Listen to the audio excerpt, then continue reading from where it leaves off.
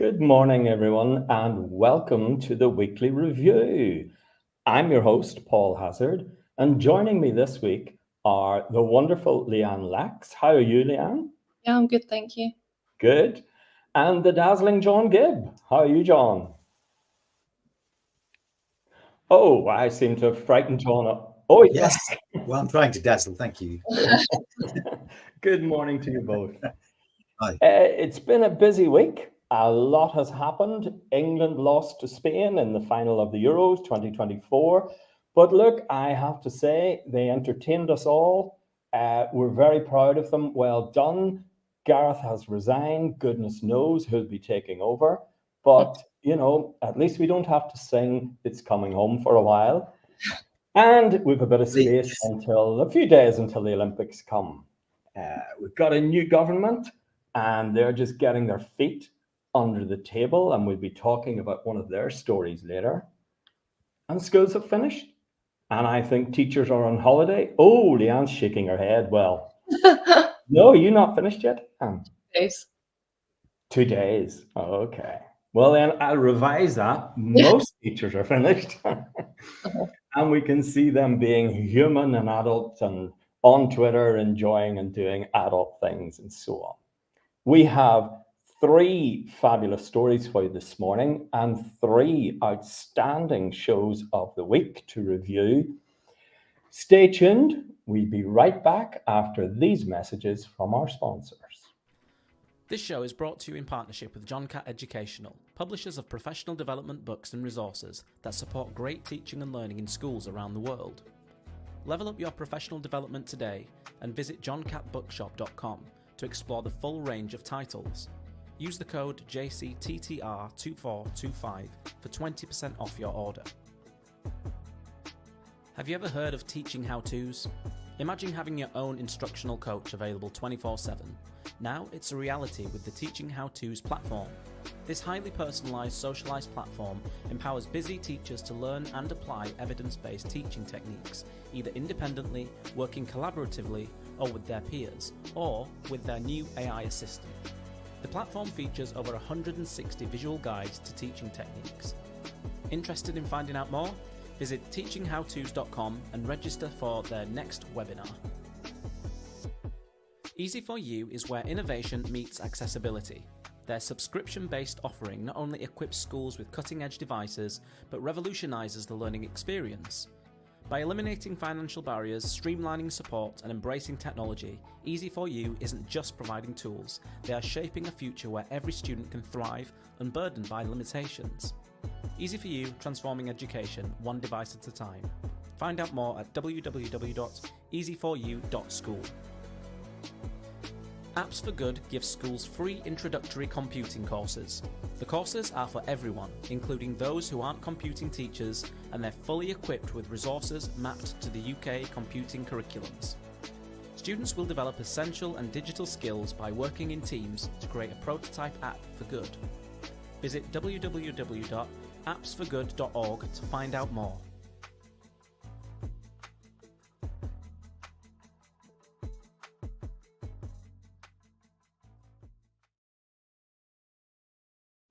Welcome back, everybody. Our first story for the week comes from retailer, philanthropist, good thinker, I'm going to say, Julian Richer, writing in his weekly column in the Sunday Times. And he makes a compelling case for critical thinking. Oh, that's not coming across too well. But the headline tells you a lot. No argument. We should teach critical thinking. John, if I could come to you first, is he right? Well, yeah, from a headline point of view, absolutely. Yeah, completely. Never was there, in my view, at a time, and as teachers will all, I'm sure, be aware of this, and you live in this society and not think that never was there a time more when critical thinking was more needed. I mean, alternative truths, the bubble of facts, the echo chamber on the internet, which gives you back the things you thought anyway, and so forth. It's very, very important that we allow students to think critically about the world they live in. Where I might differ a little bit from the article is two things, really. The kind of entrepreneurial sort of approach. We need critical thinking because that's what employers want. And I think there's thinking there as critical thinking as a sort of entrepreneurial skill. I think critical thinking has to be wider than that, about society, about schools themselves. And I think the other thing it's just not mentioned in the article really, is that critical thinking can't fall into just relativism. I think he cites a kind of idea of teaching history from 2 points of view, which is very important. History is about analysis. There are different views of the past. History is always continually contested and reinvented. But if you look at everything from it's a world on the one hand, on the other hand point of view, you can fall into a kind of relativism, which is itself not critical. And so critical thinking is about criticizing and forming conclusions, and recognizing that you could be wrong about those conclusions. So it's complicated, in a sense. Though yes, headline, have students question the world, and question the world they inhabit, the schools they inhabit, the exams they're taking. I remember getting into the teaching sixth formers who came across ideas like the hidden curriculum and so forth, and false consciousness for the first time. And they're sitting in class making these notes about, we have to learn this for the exam. And suddenly thought, oh yeah, we're involved in this. This is what's happening to us. And you see the light bulb go up. Oh yeah, I see the world slightly differently now. That's critical thinking, I think. Seeing the world a bit differently. Yeah. He is, of course, a businessman, a very successful businessman. And of course, he has a perspective and a view on this. Leanne, he makes some very big claims about, schools have stopped removing certain subjects because, they're in pilot programs for critical thinking. Is this the answer to things like, as he cites in the article, the Middle East crisis? Can it be that big and that possible? I think a lot of the basis recently has been on knowledge retention in school, but we're forgetting about teaching skills and life skills. And critical thinking is one of those life skills that needs to be taught through experience, not through lessons. And I think speaking from the primary universe, he says that we want people who can think independently, make their own conclusions, and have confidence to express their own ideas. Now, these aren't facts to be remembered. These are skills to embed. The early years curriculum at its heart has these skills. In continuous provision, there is a choice of not free play. I think that gives it the wrong connotations, but free exploration. And through that exploration, children are hopefully meant to develop those exact skills. But once you kind of move past early years, and in some schools, some good schools, year one, you lose that awe and wonder. And so you lose the opportunity for children to think freely. I would say from the top end of primary, the one subject that I did see it in once, a glimmer of hope, was actually RE, where there was a bit more opportunity for open discussion and let the mind wander. So I think there are skills to be taught, not facts to be learned. And that's where the curriculum kind of loses its part in teaching those skills and embedding those skills. I don't think they're teaching moments. I think they're skills and moments that you are that you're taught, that you learn in life. How interesting, and thank you for that. And I think we'll maybe come back to that in our third story when we look at curriculum review. Absolutely love the phrase, awe and wonder, and I will be coming back to that in the third story. And a curious link, it kind of draws Julian Richer, myself, and Van Morrison together. He would sing a lot about awe and wonder and contemplation through the world. And thanks to Julian Richer, I can hear Van Morrison in great quality these days. John, if we could maybe finish on this topic with, I know you talked about you clearly have first-hand experience of teaching, critical thinking, critical literacy in your classes and so on. In the broader sense, are today's teachers equipped to teach something like critical thinking, critical literacy?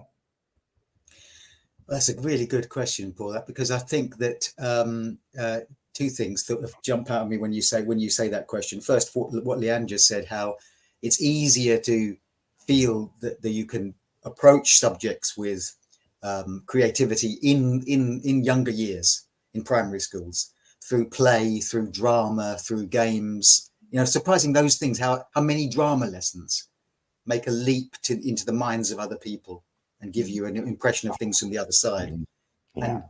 And that when Leanne used the term awe there, I thought, yes, that is so important, that playfulness, and that slowly, like a funnel, it funnels down towards exams at the end. And so secondary school is not such a good place for that sort of experience as we start to learn. And again, the students who scribble down, you say something like, the hidden curriculum, critical thinking, and then kids write that down. So do we need to know that for the exam?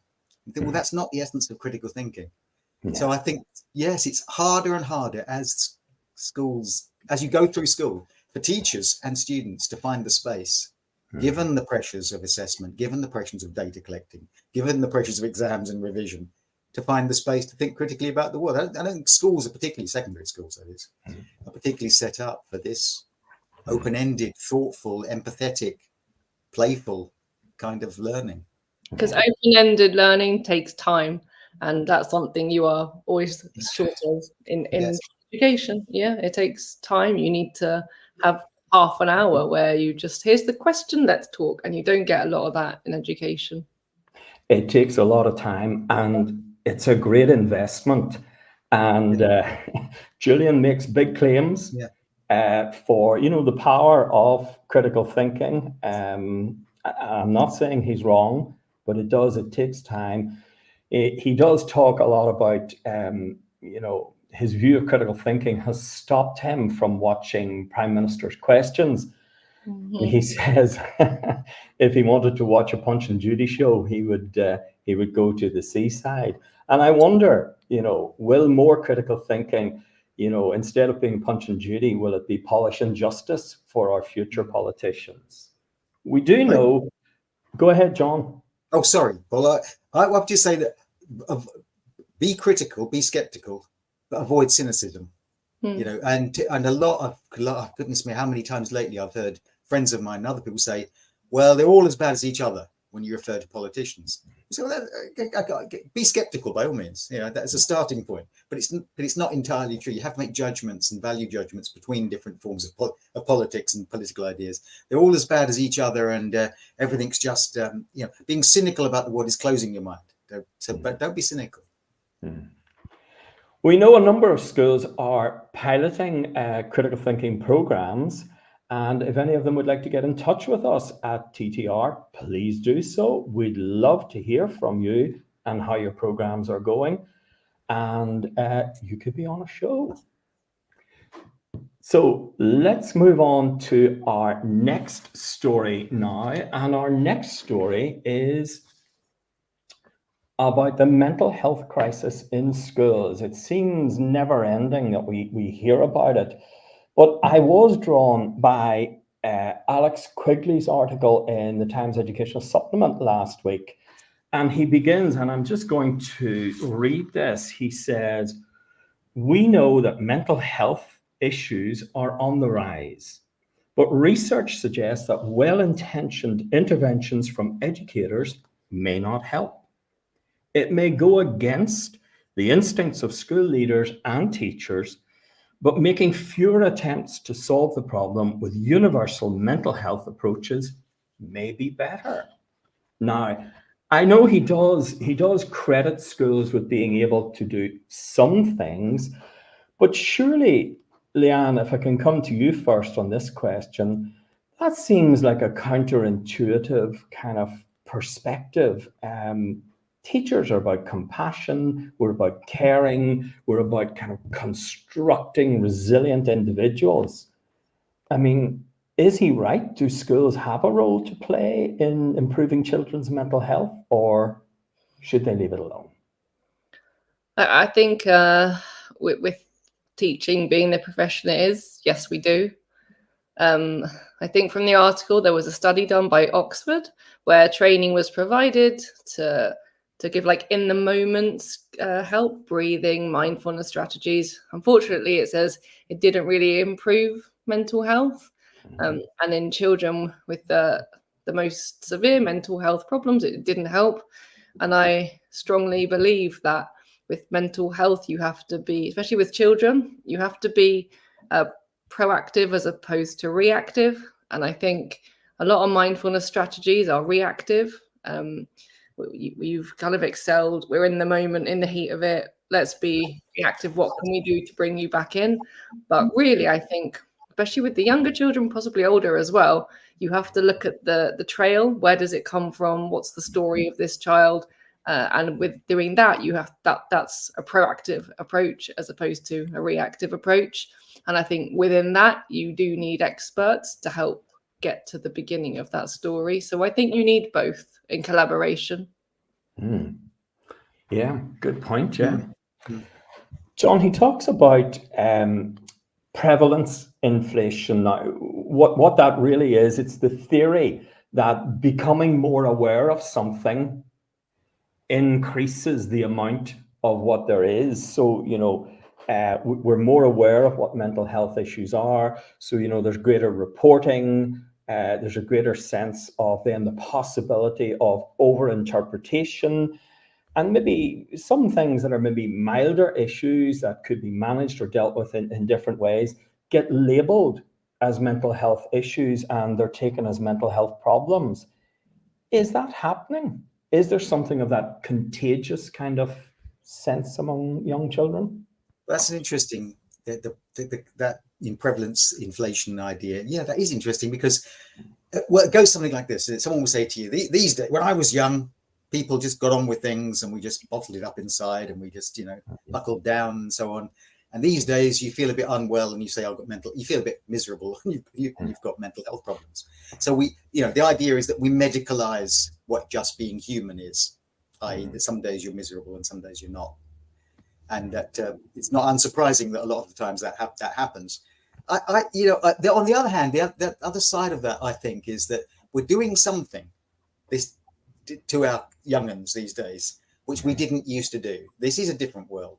When I was, in leaving school, most of my friends didn't go in the sixth form. They went off to factory jobs and apprenticeships and so on. And school had a much lighter touch on our lives. We weren't surveyed so much. We weren't data collected.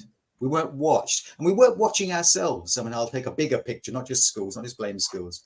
But I think we live in a society of self-surveillance. Am I doing well? And even the wellness suggestion, that you should be well, is a kind of personal surveillance. So you go on TikTok, you look at the world of the internet, and you see people who are well and adjusted, and the bookshops are full of, and the internet is full of how to live the best life you can live. Well, if you live in the kind of world where you think just beyond the horizon, someone's living the perfect life and you're not somehow managing it, well, it's a recipe for mental health. Stress. And I think we have stressed ourselves, not just our young'uns in schools. We've stressed ourselves. We have stressed young people. I would like to see schools recognize that and say, look, on the one hand, professionals by all means. Sometimes you need to take the drugs. Sometimes you need to have a prescription. Sometimes you need professional help. But there are lots of things we're doing in schools that probably are contributing to miserable childhoods for a disproportionate number of children. Not all, but a disproportionate number of children. And we need to question ourselves about that. Yeah. Well, that brings me to another thought.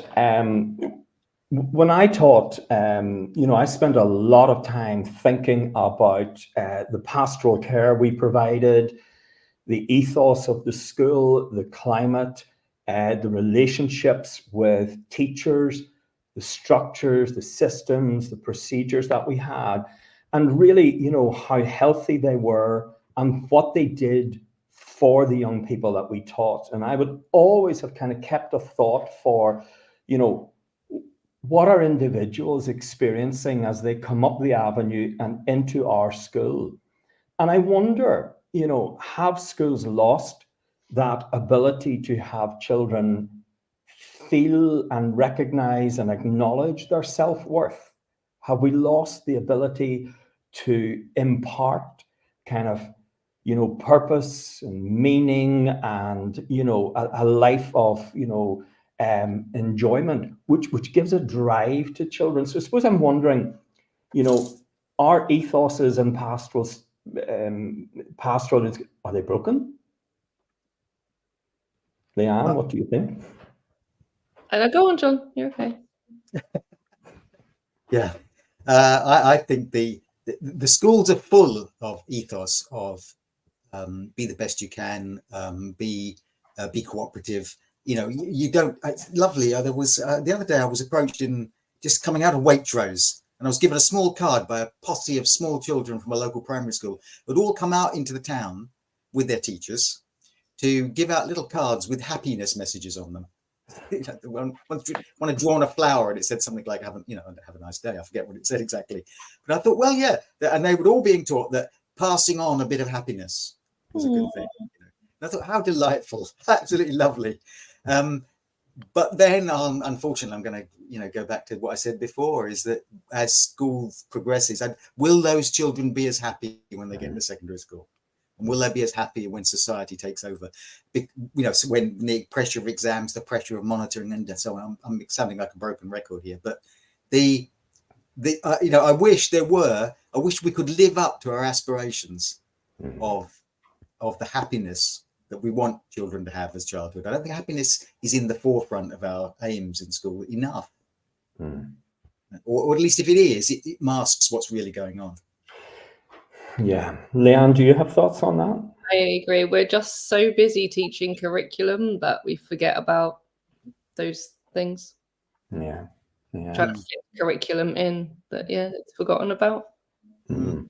Also, it has to come from home and school at the same time. You have to be on the same page, and that's something I think like community has been lost a little bit in later years of education. Yeah, that's a big part of it. And sorry, and I don't want anyone listening to this to think, well, schools again can solve all the problems of society. Some of this is societal problems. Yeah. We can't fix it all just in school. And just a last question on this issue of mental health in school and whether schools should or can do much. I'm wondering, do we have enough emphasis on subjects that nourish, that kind of nourish the soul, that nourish those things, that nourish the purpose, the meaning, that fill children, with creativity, with the will and want and the wish to embrace life, really? I'm just wondering, are we losing those subjects? And I mean, Nicholas Serrata wrote an article in The Guardian this week, and it said, Britain needs a cultural reboot. Mm-hmm. But, we're focused on STEM, we're focused on technology, we're focused on this, that, and the other. Do we need, as Nicholas said, to reboot our arts, our cultures, our pottery, our Leanne, what do you think? I think there are two things that usually go in schools when finances are problematic. The pastoral people seem to go first. Mm-hmm. And then not all year 6 teachers, but I think if you speak to quite a few year 6 teachers in the lead up to SATs, they'll be like, we haven't done art for a few weeks because we had to get ready for SATs. So there is too much importance placed unequally on specific topics and subjects and skills in schools. And then, we lose the arts, we lose the creativity, we lose, I think moments to just kind of sit and draw, sit and paint, where you don't really have to think. It's a different type of thinking, I think, to having to think of a sentence with a fronted adverbial and don't forget the comma and put in a red clause. Whereas if you're doing art, it's different. You're still thinking, but it's a different pressurized type of thought, I think. Do we need more of those subjects, John, that take us to our sense of self-worth and consequently improve our mental health? 100%. Goodness me. When I lived in a town, I lived in Milton Keynes for many years, and it had a wonderful music service, the Milton Keynes Music Service, the youth orchestra, the music service. My daughter went off to music lessons like every good middle class kid. You know, you force them to scrape away at the violin. But well, yeah, over the years, the music service was cut, and it was cut, and it was cut, and it was cut. In the end, you know, it was just incredibly expensive to have music lessons, and the number of music teachers, they'd all say, "Well, we've lost more this year," and so on. Music, drama, art. There's a wellness. There's an avenue to wellness. When I was at school, I loved drama. It was if I got up in the morning and thought, oh, it's double maths. Double maths. Yeah. If I was double drama, yes, double drama is just a fantastic day. I'm going to at least enjoy the first 2 hours or hour and a half. Also, drama is talk based, and if you can't talk, you can't really be a proper human. If you can't converse, that's a life skill subject actually. Which in a way brings us back to the first article, because that's what Julian Richard says. I think his conclusion is something that he wants adults who can talk, who can converse.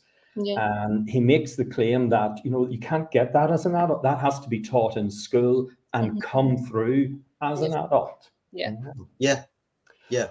Unfortunately, we'll have to leave that story there for now, but I'm sure it's one we'll come back to often. Okay.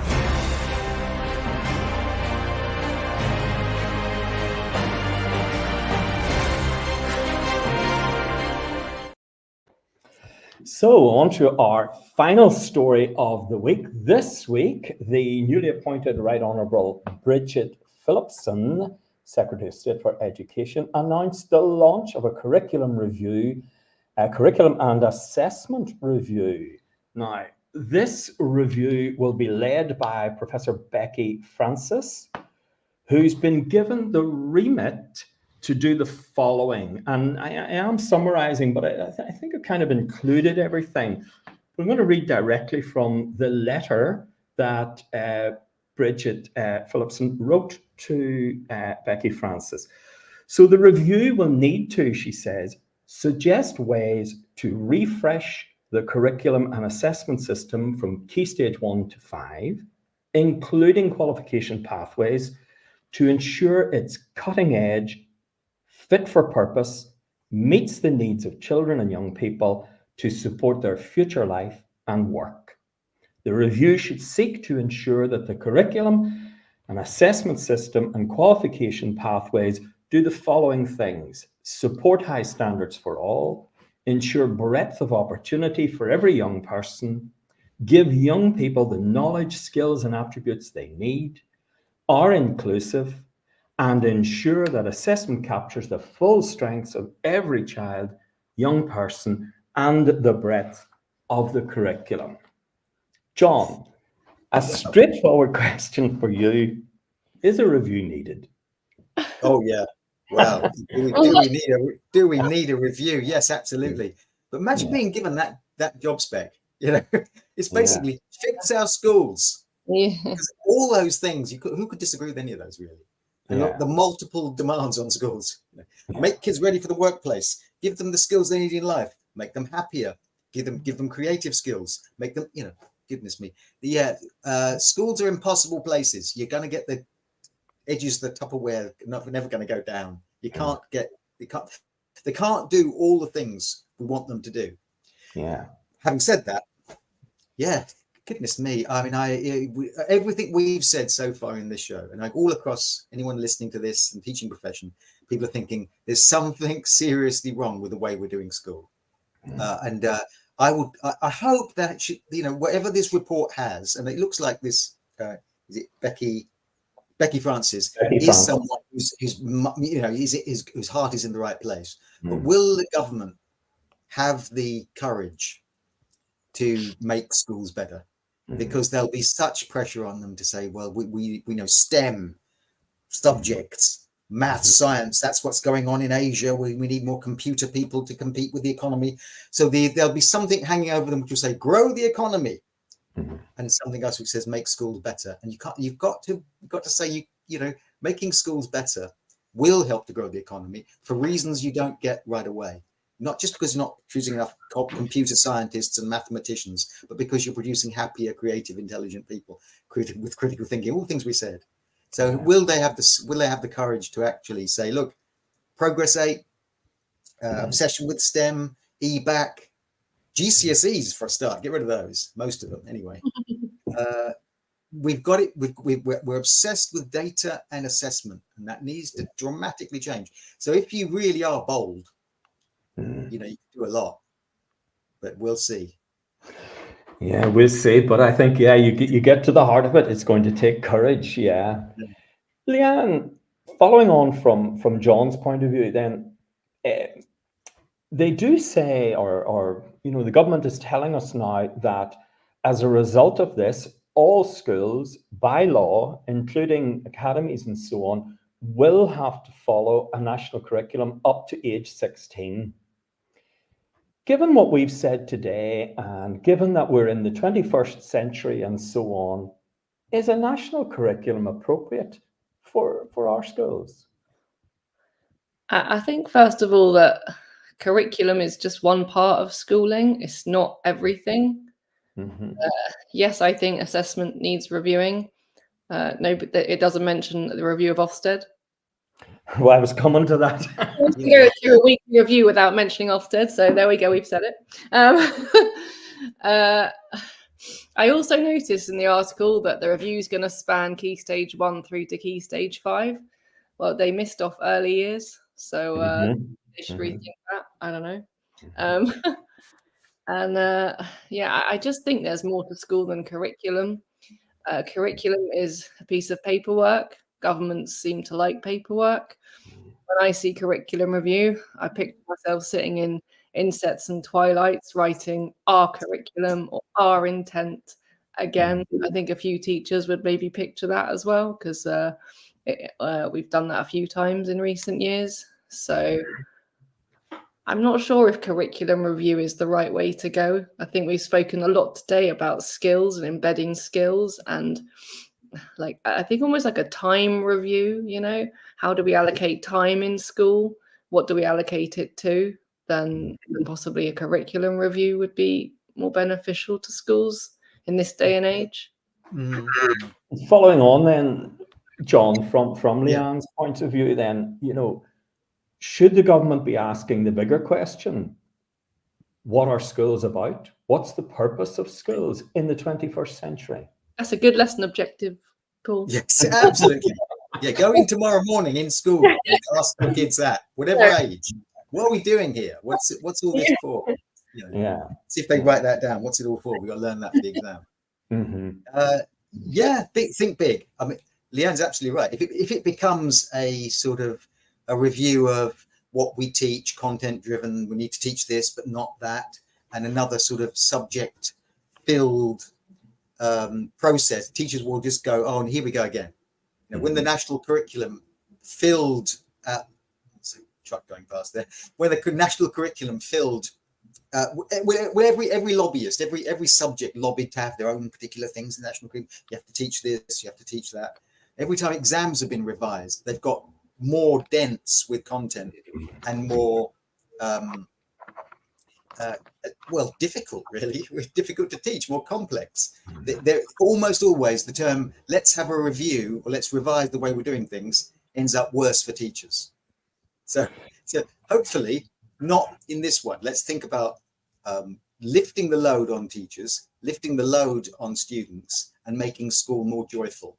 If you start from that point of view, and not the let's make sure we've crammed in enough stuff in kids' heads that they can be effectively learning as much maths as some imaginary person in the other side of the world who are producing maths geniuses and so on. Be confident in ourselves, like the Finns are in their schools, where they have fewer exams, more creativity, more fun in schools, and have a highly successful school system. But we've got to have confidence in ourselves. We're as a nation, I think we're not confident enough that we can do this. Yeah.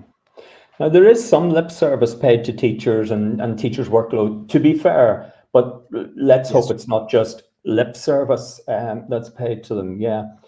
2 or 3 times this show, I'm reminded of Australia. I think Australia it could have been the 30s or 40s, decided that as a country, they weren't competing well enough in the Olympics. And in particular, I think they wanted to compete in swimming. And what they did was, some clever clogs decided, what we'll do is, we will really invest in swimming. We'll do it in schools. We make it compulsory. We'll put swimming pools in or near or beside schools and so on. We really, really emphasize what this is.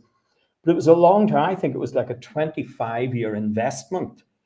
But some decade or something after that, Australia began to significantly increase the amount of gold, silver, and bronze medals they won in swimming. And I think, the legacy of that has continued on. Now, they might need to re-energize it a little bit in the latter Olympics, but I think that as a model for investment is good, which brings us back to your original response, John. It takes courage to review a school, to review a curriculum and assessment thoroughly, and put in place something that's going to be really worthwhile and beneficial to everybody in the future. Northern Ireland and Scotland have devolved education. Just briefly and quickly, now that England and Wales are reviewing this, what one piece of advice would you give to Northern Ireland if they were to review their system? John? Blimey, Paul, you're asking me to talk to you about Northern Ireland and what they do with their schools, which I hesitate to do. From an outsider's point of view, the sectarian-based education system, religious schools, not just in Northern Ireland but across Britain. Yeah, get rid of that. Don't have religion anywhere near schools. Okay. Leanne, would you have a word of advice for our politicians? Oh gosh. I think, like John said, start from the core of a child. Let's start with, how do we make them happy? Go from there. Don't go from progress, which is one of my stories of the week. But yeah, start from happy children. Well, let's move on to that then. Leanne, you have a show of the week. What's your show of the week this week? So mine was The Late Show with Tom Rogers, called Progress. What's that? The concept of student progression in schools. Kind of the key things I took from it are progress shouldn't be measured. It should be evaluated, should be an ongoing evaluation. And then something else, which I do think Ofsted started looking at more so, one of their positive outlooks was if looking at a child's book shouldn't show progress. You really need to look inside the child and into their memory of what they remembered. And that's where you see progress, not so much in a book. Yeah, great. Yeah. Thank you. John, what about you? I'm going to go for another show in which Tom was involved. I'm really breaking the rules here because I think this was over a week ago, but I think there's a second part. So if I so this was part one of a week show that might be into week two. This 11th of July, it was about the school, which was Long Sands Academy. And Long Sands Academy strike action against what was headlined as the morning assembly or the check-in. And this was the dreadful draconian lining up of students inspecting whether their buttons are done up and so on, whether they've got enough pens and they're standing in a line and looking happy. And it wasn't really about that at all. What the school is objecting to is the whole management process at Astria, the academy chain, and their hyper-discipline approach to education, which they are doing quite badly by all accounts from the teachers. And Tom and Hannah were clever enough to question the view of the teachers involved in the strike action. But what came out was simply a grippingly stomach-turning account of what's happening in that school.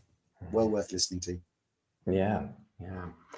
And you do remind me that the range and breadth of shows on TTR is just fantastic, like topical shows like that, informative shows and so on. I was privileged this week to stand in for Brent Poland, and I worked with Adam on Education Tonight. But immediately after Thursday's show, I listened to Chris Wilkinson's The Late Late Show. It was a clever, well-constructed, extended metaphor that was utterly enjoyable. Chris was marking, as a lot of teachers do, last week. And during a break, he decided he would watch a bit of Glastonbury. Great, takes us back to the music and everything all as well. And he watched a band on the pyramid stage, if you've ever seen Glastonbury. And he had a thought, how can you plan a lesson like a pop band? And he put his head to that, and, setting aside that many teachers are wannabe rock stars and so on, he drew very interesting parallels and insights on how to improve lesson planning. He talked about, pacing lessons, the way a group word, feedback from the audience, how you get that from your class, play your favorites, introduce some new material. And my favorite part of the show was encores. Now you'll have to listen, I'll not spoil it. You'll have to listen to the show to find out what he means by that. So listen in and find out why. And if you do listen in, you can get yourself some discount on John Catt Books and Materials, publishers of professional development resources.